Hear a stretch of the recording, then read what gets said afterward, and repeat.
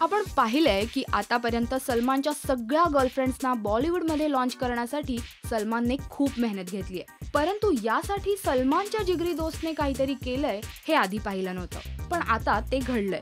सलमानचा जिगरी दोस्त म्हणजे मराठी इंडस्ट्रीचे सर्वेसर्वा महेश मांजरेकर.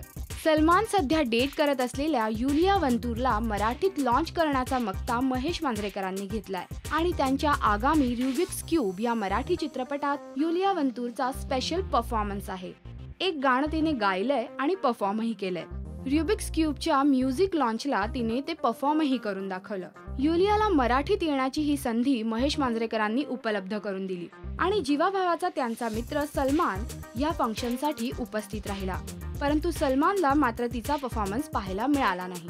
परंतु सलमानच्या गर्लफ्रेंडला मराठीत तेही एका बिग बजेट सिनेमातून आणलं ते महेश मांजरेकरांनी आणि ह्यालाच म्हणतात दोस्तो का याराना.